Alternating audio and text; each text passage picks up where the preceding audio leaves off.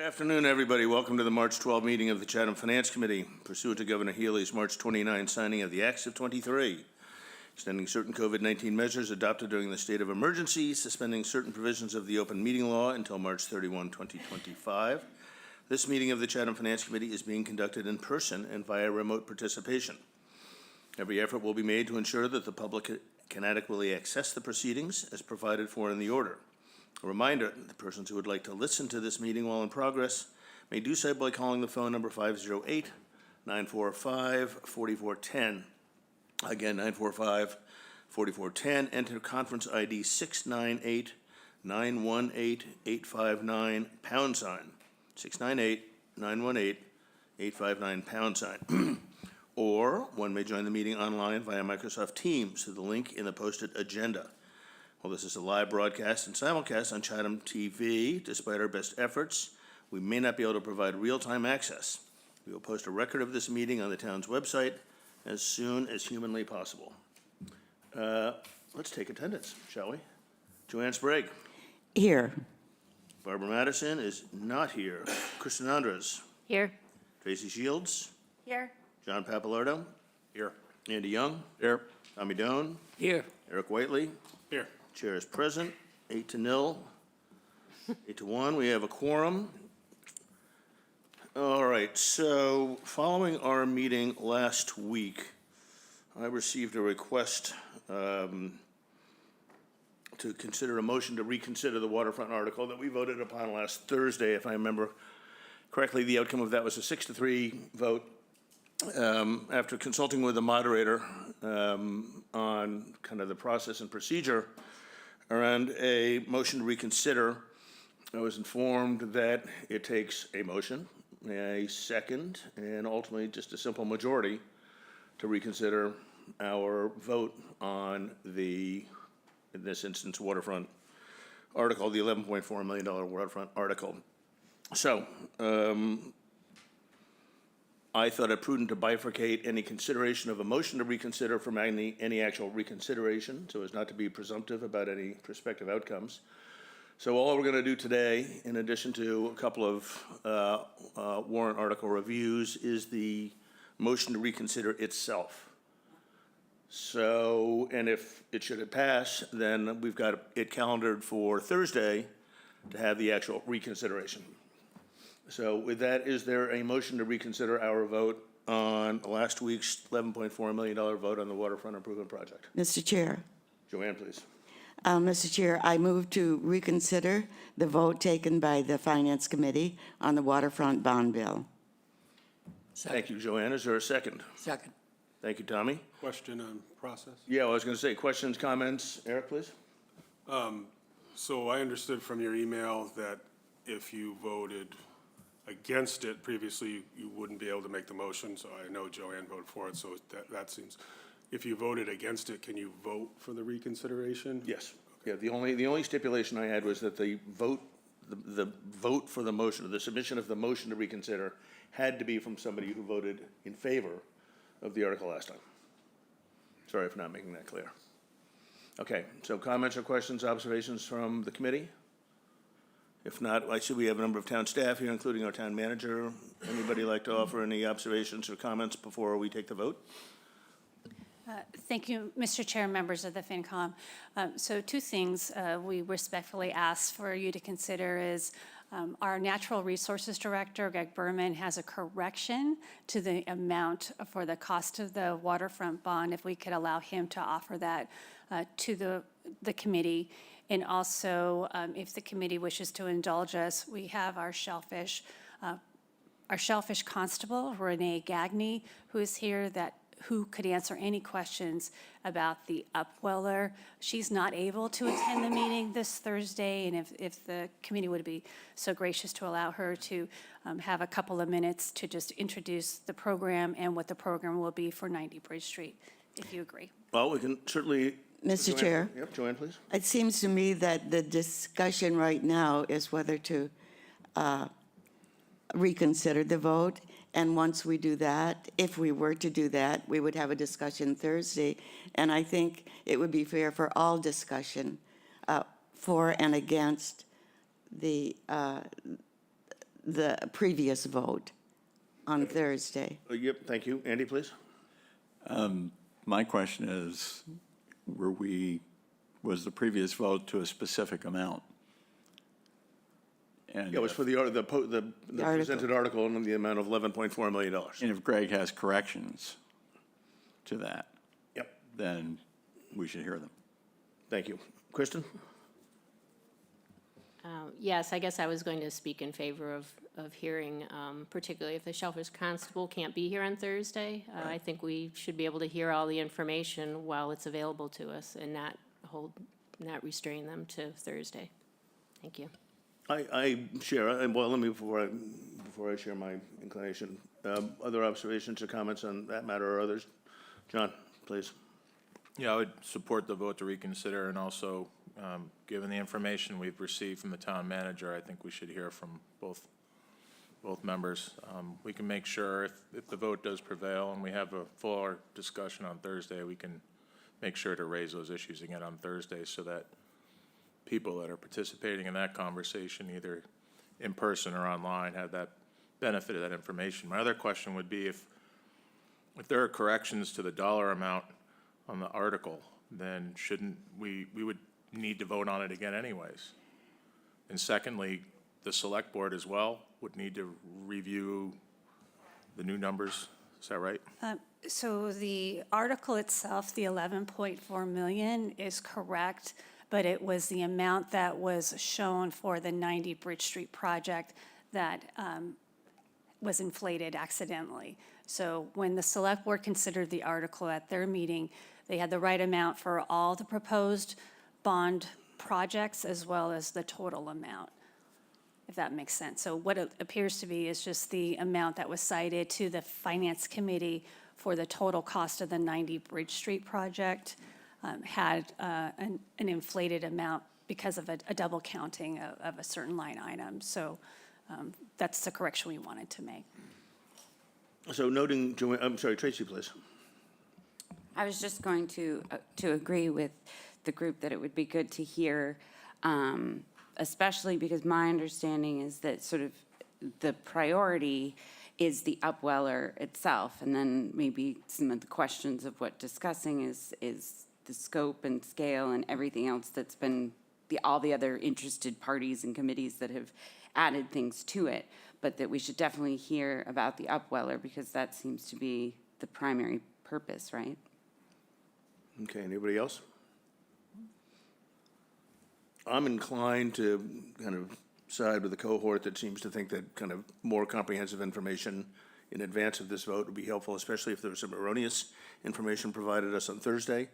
I want to be mindful of the fact that we're not going to have the reconsideration of the entire conversation today, but I'm also mindful that if Renee is not available to join us on Thursday and there's some salient information that would benefit our consideration of whether to vote for reconsideration of this, I think it would be appropriate to have that put in front of the committee. Joanne, please. Mr. Chair, just to make sure I understand, my understanding of a vote to reconsider is taken just the vote to reconsider. And then there has to be a following session at which the actual warrant article is discussed again, fully discussed, and then revote or not a revote.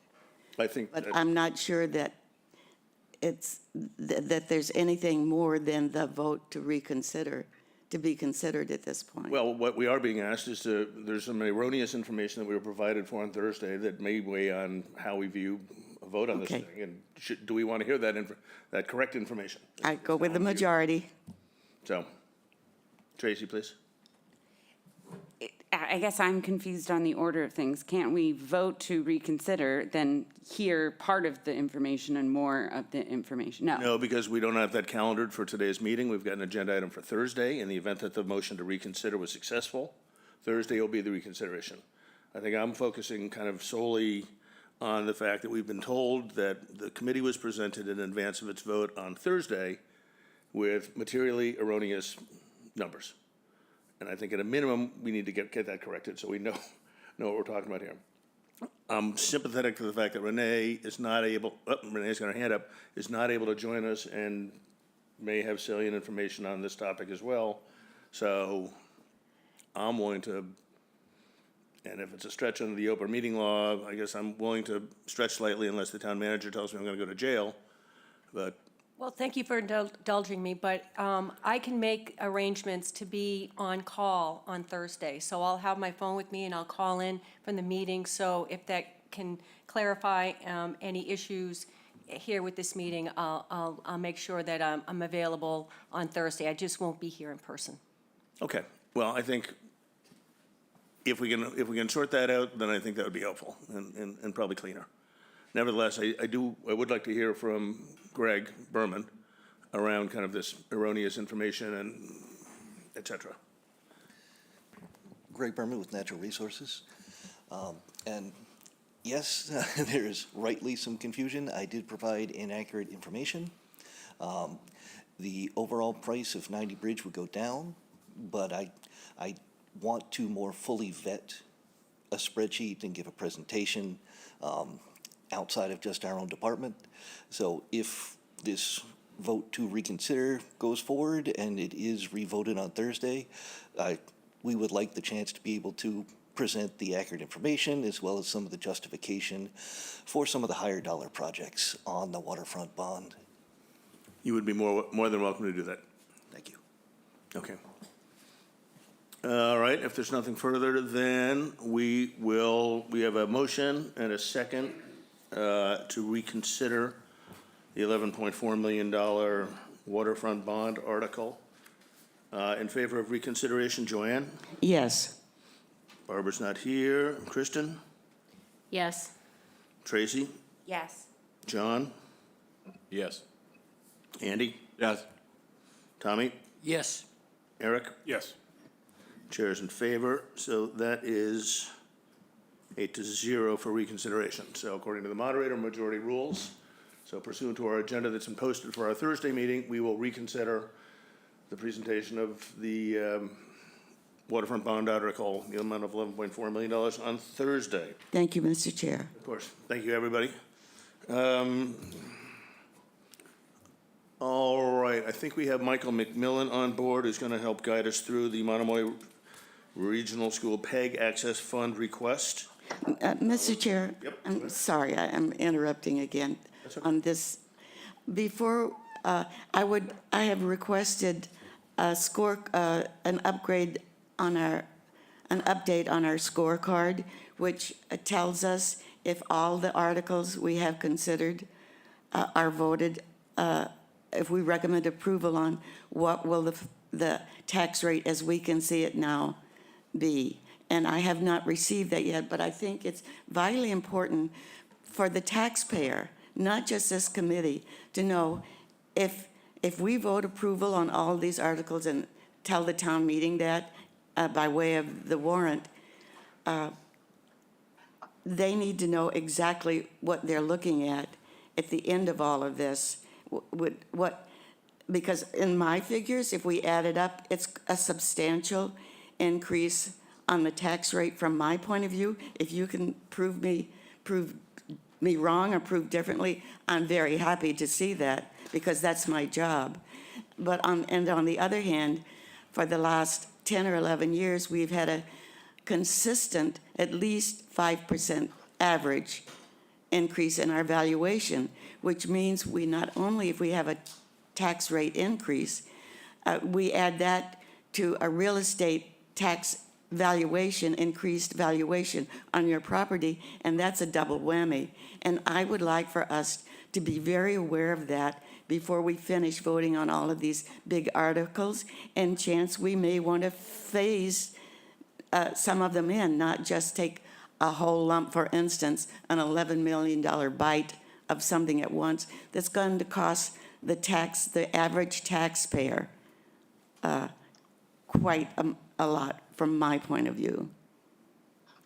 Okay, so the request, I think to the finance director, is to see if we can't get some numbers from the scorecard. Sorry. So the request, as I understand it from Joanne, and a re-request, is to see if we can get from the finance director some numbers appended to the scorecard to reflect what the impact would be of some of these articles in the tax rate, to the extent that they're not funded by debt or free cash or otherwise. That is fine. I'm pretty sure the scorecard is up to date on the one that I have sent you. That does not include the debt projects, like Mr. Chair had just mentioned, and also the free cash articles. So I can send you another updated one. Yes, that includes the transfer station and the water improvement bond? Those are borrowings, and they wouldn't be affected on the tax rate for next year. The borrowings get affected once you start borrowing for them, and they're not going to be borrowed in the first year. And However, we probably wouldn't borrow $11.4 million the first year either. So it goes by when the project gets expended. So if there's only $1 million expended in the first year, you're only going to borrow for $1 million to cover the deficit. And okay, but what I'm saying that make sense? is the project as a whole increases eventually it does, the tax yes, rate. but it's not going to increase for next year. Okay, that's fine. I can give you some more information. I would really appreciate it. I don't know about anyone else, but I would appreciate Well, that. why don't we copy, Carrie, when you have an opportunity to pull it together, why don't we just copy it to the entire committee so we're all on the same page? That's fine.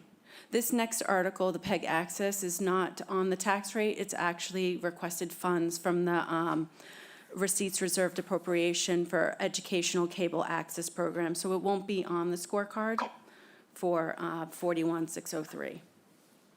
Okay, Michael, over to you, please, I think. Oh, well, welcome, Scott. Welcome, Michael. Good afternoon, Finance Committee. Thank you very much for having us there. I'm sorry we're not there in person. We're availing us of the benefits of virtual access. So this article relates to the public access funds. As you know, or as you may be aware, we're hoping to build a press box at the Monomoy Regional High School field. And one of the purposes of having the press box is that Channel 22 will be able to, make videos and broadcast from there. But to do that, they will require additional technology. And the purpose of this request is to fund that purchase. Okay, questions for Scott or Michael, please? Joanne, please. Yes, thank you, Mr. Chair. Does this appropriation add to the appropriation that we made through the conservation, the CPC, Yes. whatever it is, Yes. where we appropriated some money for the press box? Yes, it does. And the whole thing added together from this source and the other source for the press box is how much? So it's $100,000 was requested as toward the construction of the physical press box, which is what the CPC funds were for. And this additional one is for another $41,603 for the installation of cabling and equipment. And it adds up to how much altogether? $141,600. Okay, thank you. Thank you, Mr. Chair. Of course, Joanne, thank you. Further questions regarding the allocation of the PEG access funds for wiring and cabling and the like for the press box? If not, I'll take a motion to support. So moved. Second. Thank you. In favor of 41603 going for the aforementioned purposes. Joanne? Yes. Kristen? Yes. Tracy? Yes. John? Yes. Andy? Yes. Tommy? Yes. Eric? Yes. Chair's in favor, 8-0. All right. Thank you, Michael. Thank you very much. Thank you, Scott. So we are on to number 2, General Bylaw Amendment Waterways, Chapter 265, Section 20. Stuart, you gonna walk us through this one, please?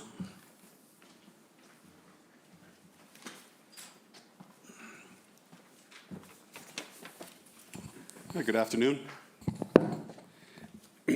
I'm not sure I want my last hurrah before the FinCom to be raising fines, but as exciting No, as it's a this- revenue measure. It's good. This is What a good. surprise.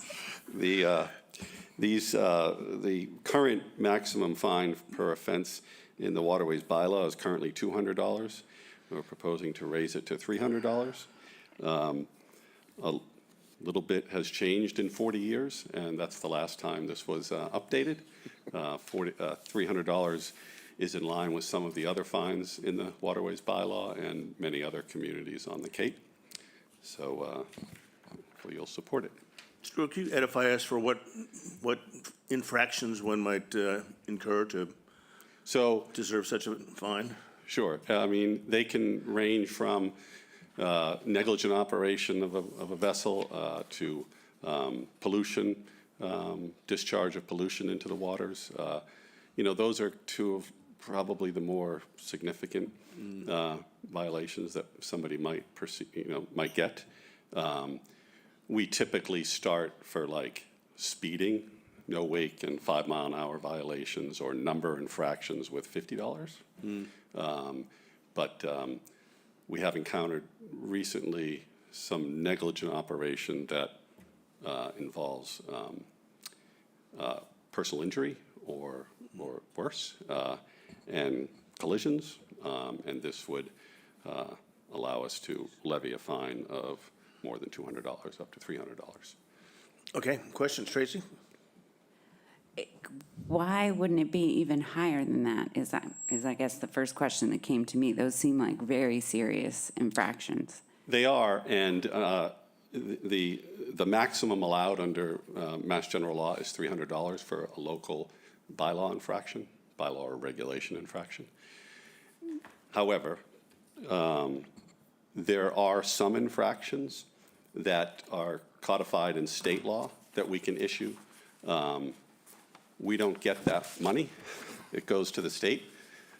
Not that we issue a lot of citations, but these monies come back to our coffers. Some of the violations in the state for number infractions or things like that are not as much as $300.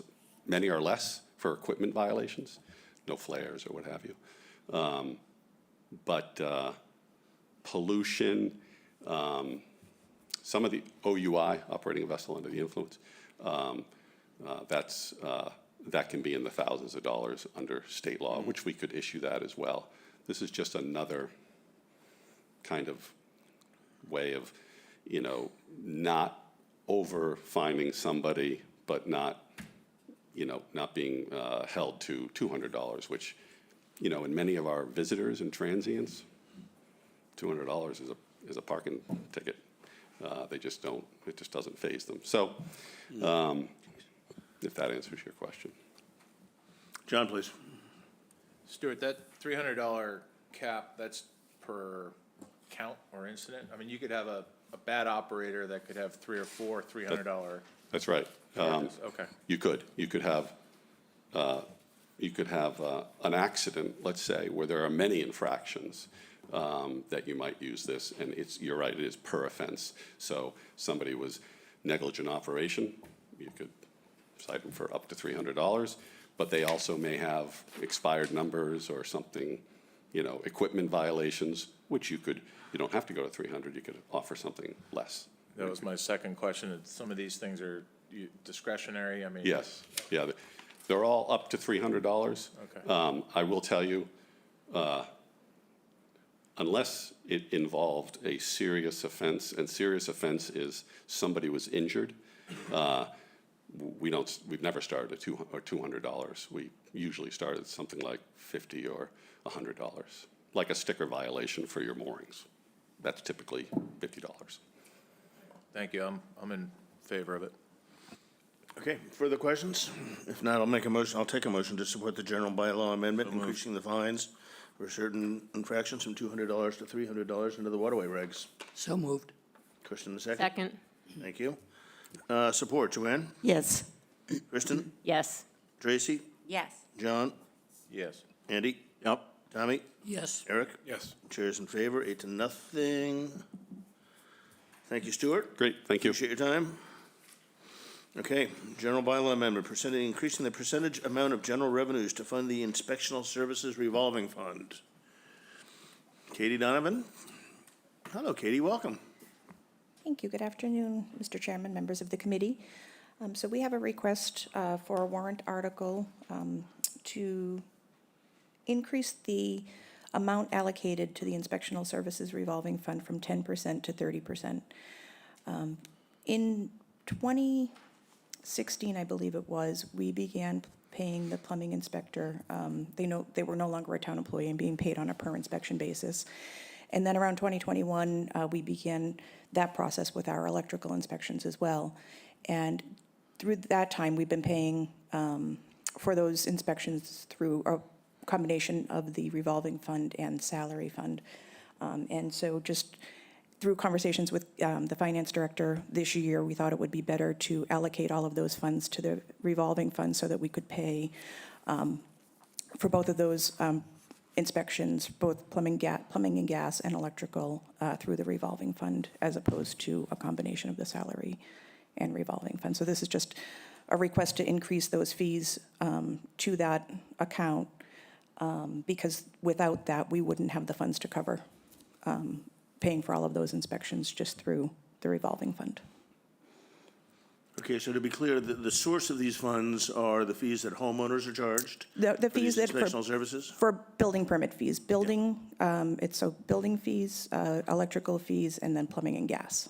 Okay, and then the use of these funds is to pay the inspectors for the various inspections along the way? Yes, and most of the funds go into the general fund, but 10% has been going into the revolving fund, and so again, we're asking for to increase that to 30% to cover those inspections. Okay, thank you, Katie. Questions for Katie? Kristen, please.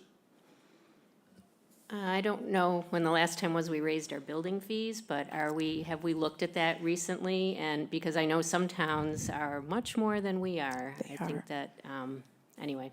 Yes, that's they my are question. actually, and we will, we're in the process of doing that. Our building commissioner is working on a presentation. We've reached out to towns locally to see where we are, and we definitely are behind. I think it was probably 2008 since we've increased our fees, so we are looking to increase the fees as well. But in the instance, again, that needs to be approved by the select board, so we thought would go this avenue first, and then, have the funds available to be paying for the plumbing and electrical inspections for FY 2025. It seems to me that would be an important undertaking to take a look at that. Here we are, at least a lot of our building projects are extremely expensive buildings, and it seems to me that it would not be a hardship for our real estate and building community here in Chatham. I guess my second question would be are our inspectors contract labor then? They're not employees? Or? Just for the plumbing and gas inspector and the electrical inspector, our building inspectors, or the building commissioner and the local building inspector are both employees.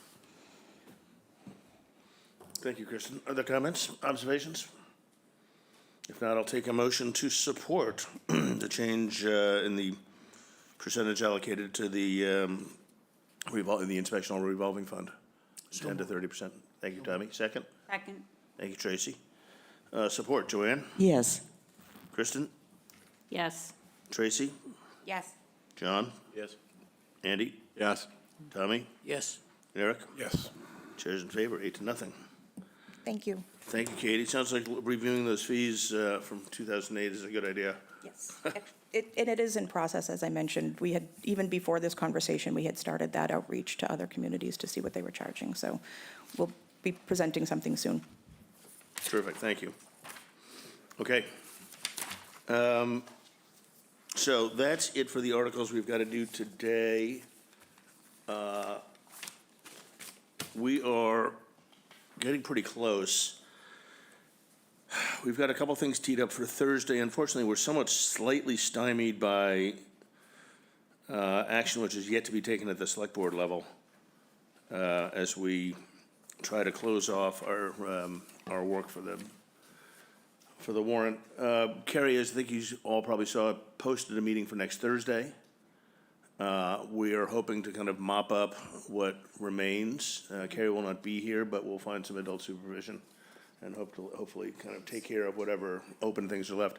There may come a time where we have to have one of our pre-town meetings, but I'd really like to minimize the number of things we'd have to consider in such a thing, such an undertaking, if need be. Ideally, we wouldn't have one, but we're somewhat at the mercy of the select board here. So Carrie and I will work on, we've got some things scheduled for Thursday. We will work on reviewing that and then teeing up whatever else we can for the 19th. So that was number one. Number two, I have a draft of our report. It's probably 80% there. I will hope to circulate this to you guys tomorrow for consideration. It's due technically on the 19th, but we could probably squeak in another day, maybe two, because I think the warrant doesn't go to the printer until Friday the 22nd. But we should aim to have it done by the 19th in an ideal world.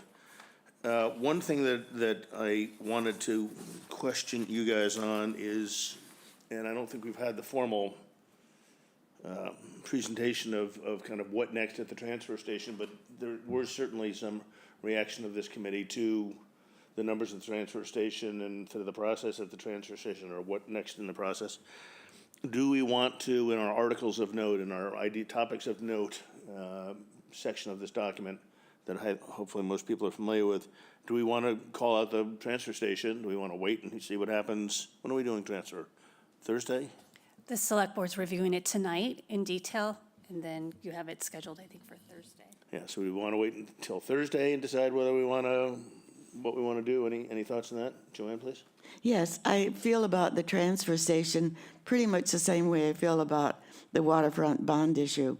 We should be able to talk about phasing in projects that we think maybe, in our estimation, maybe this year more than is fair for the taxpayer to have to bear. And I think on maybe all large projects like these, the transfer station, the waterfront bond bill, we might consider the Finance Committee's duty to think about phasing in so that the tax increase doesn't affect all in one year. I know I've been told that it goes according to when you bond, but when it's still, over the years, it's still a tax increase, and it's an expense for the taxpayer. So I would like to talk about phasing in on large projects. In other words, here's what we'd like to have, but this year we can only afford, or we think the taxpayer should only have to purchase this amount. We can certainly have that, I'm sorry, Tracy, was that a? Yes, but you finished. Yeah, go for it. Okay. We can certainly have that conversation. Of course, what comes before us for consideration on behalf of the taxpayer and the voter are the fixed articles as set by the select board.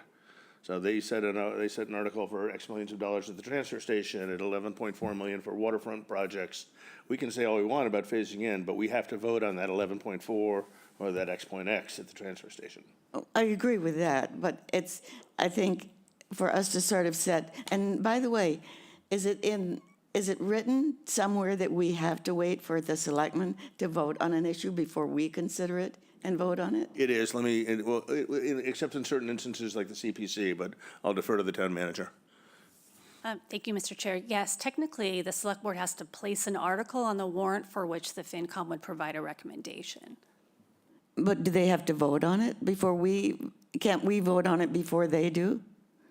If we want to consider, once the article is on the warrant? It's not on the warrant until they place it on the warrant. And this year, some articles, information's been coming in towards the end of the warrant review process, so. Yeah, that's a problem. So the select board tonight is reviewing the updated figures for the transfer station project. And I think that is probably the last, yeah, they haven't actually voted to place it on the warrant yet. So there's technically nothing for the FinCom to vote. Out of, try to expedite and expedite the process for review, we did schedule it before the the select board actually put it on the warrant. We knew it was coming. But again, tonight's select board's meeting is going to provide the most up-to-date figures, and then Carrie can relay them when you meet Thursday of this week. Yes, our job is not to the select board or the administration. Our job is to the taxpayer. And, okay, that's my statement. Okay, Tracy, please. And I guess this was sort of a question. I was wondering whether or not it's appropriate for our report or not. But as we are talking about the transfer station and the waterways, you know, I know that we only get to vote on what the articles are in front of us. But if there were such a thing as to suggest, you know, everyone, we've discussed several times the desire to set a limit, you know. So say when we have approved 11.4, that they modify as engineering, as bids come in and all that kind of stuff, they modify what they're going to make based on what we've approved, rather than coming back, but doing half of it and then coming back and asking for more. So let's say that we have voted and said yes to 11 million, that they complete, they alter the design to be completed within that 11 million. Does that make sense? Yeah. Yes. I mean, I think that's something I've certainly heard from a lot of people in town. You know, people kind of reach out to me on topics of matter. It's certainly something that Barbara's raised before, John's raised before. It's not a new idea to this committee that, you know, we set a budget, we stick to it. So we can certainly, if the committee desires, we can certainly put some language in our report in respect of that. If people are generally in favor of that, I'm happy to try to craft something. I see a lot of nodding heads. Does that, John? Yeah, that's certainly been a theme for several years, concern about how some projects seem to grow and grow and grow. And we've received explanations when we ask for them, there's no question about it. But I would support putting some language in our report reflecting what I'm hearing, what I know some of you are hearing from people in the community about. We build to a budget. We don't build what we want and then figure out how much it's going to cost and just pay for it. That's what I'm hearing more and more from people in our community. The other thing I want to go back to, if I might, Mr. Chair, is the practice or preference of bundling multi-year capital in a bond. Please. And I understand, I'm trying to get at what I think Joanne's trying to drill down on and has repeatedly year over year, and that's if we vote for this for instance, this $11.4 million bond authorization, we understand that we're not going to borrow all the money at once, so therefore we can't tell you how it's going to impact next year's tax rate, year 2, year 3, year 4. But the authorization's been given. And so I know we have a debt schedule and we try to maintain a certain amount of debt and not let it grow. But I think one of the challenges from this side of the discussion and from the community is we tend to lose sight of or forget that we already decided we were going to spend money on X, Y, or Z, and then next year the next thing comes up, and the next year another issue comes up, and you know the average person walking around town doesn't keep all this stuff in their mind all the time, and it creates some angst and some anxiety. You know, commonly people say, well, our properties are worth more, so that's a good thing. I mean, maybe. The way I look at it, it means our money's worth less, honestly. That's the way I see the equation. And I think people really want to see more control and a more conservative approach than we're currently seem to be facing. So I would support putting that language in, talking about building to a budget, setting a budget, and seeing what we can get out of it, as opposed to asking everybody what's on their wish list and then writing it up in a request for proposal. That's the way that's the way I hear it described to me. You know, if I want to put an addition on, of course I want the best possible addition I can get, but I start with a budget. If I own a business and I want to achieve certain things, I have limitations on how much I can borrow and how much I can spend and still maintain profitability. And I know this isn't a private company, and I know it's not a private home, but you know, ultimately, we're going to see it, I think, more and more in town meeting if we don't pay attention to what we're hearing on our side and deliver that message back to the managers and the policy setters, the select board. If they don't listen, we're going to end up wasting a lot of money on consultants and engineering plans and then having it get shot down. And what I see and feel is a pretty big divide growing in the community. So hopefully that stuff can transmit in the letter. I can work on it. Tracy, please. I really appreciate what John just said. And something else in the same vein that sort of occurred to me is, and I'm sure in the planning process, they have, you know, set priorities for this project. We want this priority, and if we can't get that in there, then we can't get that in there. But I feel like it would be helpful to have that linked somehow when we talk about how much we're asking to spend on something, is that the priority is what is it that we need? Why are we doing this project? It's because we need an upweller. So it has to, I don't know this to be true. This is just my guess on this situation. But we need functionally this project to do X. And then we do get into adding, well, it's an opportunity to do Y and Z there as well. But when we revisit and, you know, before all the money is spent on Y and half of X, you know, that the priority of what we're trying to spend is that project. I don't know that that's our authority, you know, we have any authority to dictate that, but somehow I feel like that fits into the building to a budget conversation. Well, it's not, to be clear, we don't have the ability to dictate that, of course. We're strictly advisory, but it supports the narrative that this committee has had for the last 7 years regarding, for example, the COA.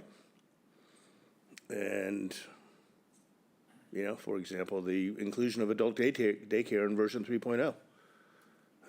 When we had spent a lot of time in versions 1.0 and 2.0 trying to advise the policymakers that what we were hearing was that there's not the appetite for the scope and scale that was being considered.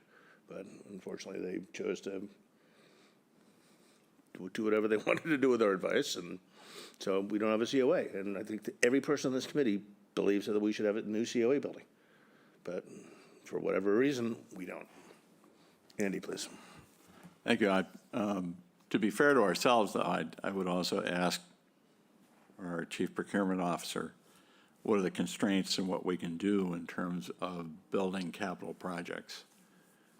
In other words, you know, any one of us in our private home or business can manage that process however we wish, but we're not so loosely constrained when it comes to municipal projects. And typically it's a request for proposals, and that ought to go out, you know, with some specifications, which requires engineering, and you know, at some point we either do or do not pull a trigger on a project. You know, do we have the ability to, I guess the latest term is value engineer them? Well, some of them, clearly we could do that because we did that with the fire station. But I imagine there's only so far you can push that. It would be good for us to be educated about that. Thank you. Any interest in offering a perspective on that? Either of you ladies? If not, that's fine. You don't feel required as they are required to, but. I think that the challenge for the town when we have projects and we're considering projects is that we have to fund a borrowing authorization or even an appropriation off of the tax rate or free cash has to go to town meeting. And for town meeting to vote to approve or to consider an item, we have to have cost estimates that sometimes are built upon cost estimates that are 3 months in the past. And so we can't quickly pivot to readjust. I mean, certainly we value engineering. You'll see that in your presentation on the transfer station too, of what we've done. But the transfer station bids, I mean, they came in at what they were, and everything is public information. There's no executive session to go into strategy on what we think the bids would come in or the cost. So it's public. Of course, it's taxpayer funds that we need to be transparent about, but it's also, we have to pay prevailing wages. And nothing wrong with prevailing wages, but as a private homeowner, we may be able to get, some negotiations that can't necessarily be done with public funds. So I think everything that you're saying is definitely on Carrie's mind, on my mind. It's just that we can't do partial appropriations because we can't award a contract without full available funding. But certainly we can work on value engineering and making it. I was part of the fire station project that got it approved. We were able to do what we could, and hopefully it would last 50 years. And so, again, some public procurement law constraints, but Carrie and I are equally as conservative, so we work with the department so that we're working not just on needs or wants. And especially with the bond authorization too, it's, as Carrie had mentioned, it's not done at the same time. And when I first came here in 2012, the wastewater project hit the tax rate, and there was a 45-cent increase to the tax rate, and that's when I felt that we needed budget summits in the fall to look back a few years to anticipate what the cost will be to the taxpayers moving forward. And you've seen some of that, but again, we can always do better. Well, and there's another part. I'm sorry, Joanne, please. Just one last comment. This is an important conversation from my point of view that we're having right now. I don't know about the rest of you guys, but I have received the actual copies from a couple of different taxpayers, of their tax bill for the last 3 years, noting to me the increase in their valuation and the increase in their tax bill, and saying, what are you going to do about this? That's our job. And if we don't speak for the taxpayers, you say we have to follow the policies, and yes, but if we don't speak for the taxpayer, who's going to do that? That's our job. These two people that sent me copies, this is very personal information of their tax bills for 3 years. It was 22 through 24. What are you going to do for me? They had between 5 and 8% increase in valuation, so therefore an increase in their tax bill. So what are we going to do for them? Well, I think part of the challenge is that there's a third party at this table that's not at this table, and of course, it's the select board. And they're the ones who have the authority to review spending kind of on a project at any point in time and decide to go big or not go big, or, right? I mean. But we have the town meeting to give them, to recommend to them what we think is possible and what we think is right for the tax rate. We have a good opportunity to make that clear. I totally agree with you, and I think we see what happens sometimes if they elect not to listen to us, which is why there's no COA currently being built in the town of Chatham. Maybe we Right, all these guys gotta over and talk over a again. little stronger and louder. Yeah, perhaps that's the answer. So that's part of the purpose of our report to the warrant. So I will add language around building to a budget as opposed to kind of what's on the wish list. I'll kind of figure that out. Again, I would hope to get a draft to everybody for their initial review on this tomorrow, ideally. I got a couple medical things, might be Thursday. But in short order, it's coming along. It's in pretty good shape for you guys to start hacking at it. Anything else? Eric, please.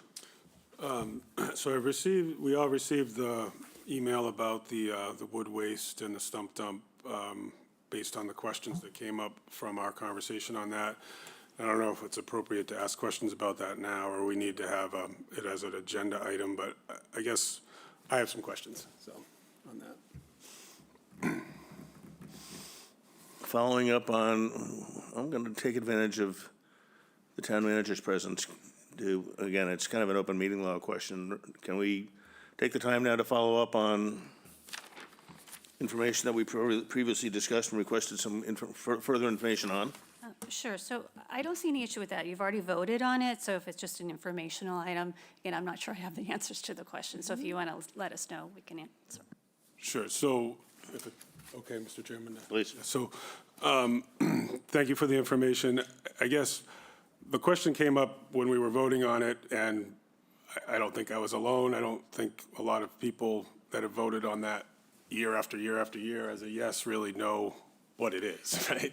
And I understood from something that Kristen actually said that there was some intent that the leaseholder and perhaps the money, some of the money as it moves through that process was intended to do some, remediation so that when we get to the end of the lease, we'd be in a better place than where we are or where we were before. My reading of the email was that that's not really the case. So I guess I just wanted some clarification on what is really the intent of that and if there is a remediation process that's in play. And if that's a question that ultimately we need to get Greg in here for, but historically, this committee's been told that the $25,000 for the stump dump is sort of squirreled away and goes ultimately, to Eric's point, towards remediation of the site when the lease is up, because the lease was extended a year or two ago. And then, according to Carrie's email, the lease expiry is now 28 or 29, I think you wrote in your note. Okay.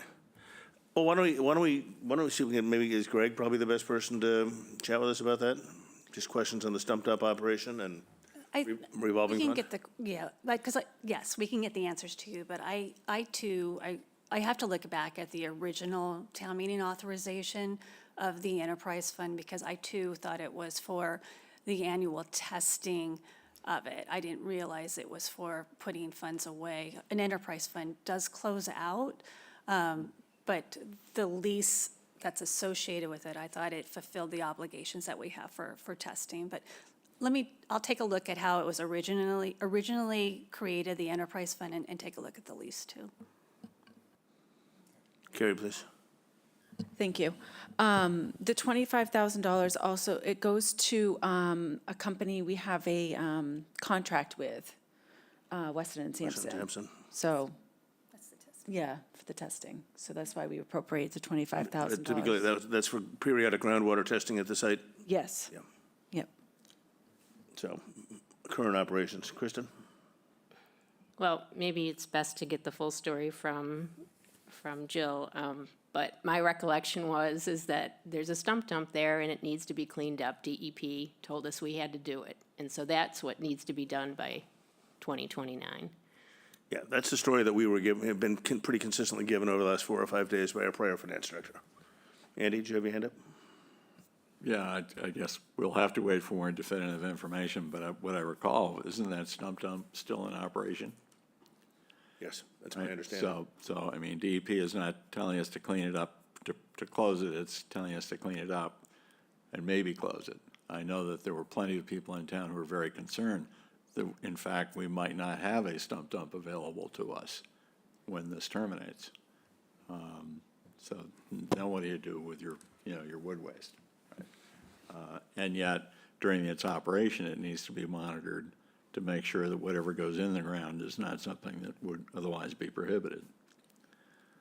So, I mean, Weston and Sampson is capable of doing more than just testing groundwater. I'm not sure what else they're doing. So, Joe, when would be an appropriate time for us to have somebody back to talk to us about this? Probably not Thursday, but maybe the 19th? I'll get back to you. Okay, I'll that's fair. be able to coordinate the agenda with Carrie and you. Yeah, that's fair. We have a response. Yeah, Perfectly fine. thank you. Okay, anything further? John, please. Not for discussion, but just want to note to members of the committee, and we've made a big deal about drinking water in this town, and PFAS apparently showed up in another well, not at a level that requires filtration at this point, but I know we've been talking about it for several years, and it's hopefully doesn't spread and get worse, but if you hadn't seen it, there was an article on it this week. Mr. Chair. Yes, please. Also, so there's, Rob Haley will be providing an update at the Select Board meeting tonight on the retesting of the wells, and the information's in the Select Board meeting packet if you can't catch the meeting. Thank you. Okay, anything further? If not, I'll take a motion to adjourn. Second. Thank you, Joanne. Support? Yes. Kristen? Yes. Tracy? Yes. John? Yes. Andy? Yes? Tommy? Yes. Eric? Yes. Chairs in favor, 8-0. Thank you, everybody. Appreciate it. We'll see you on Thursday.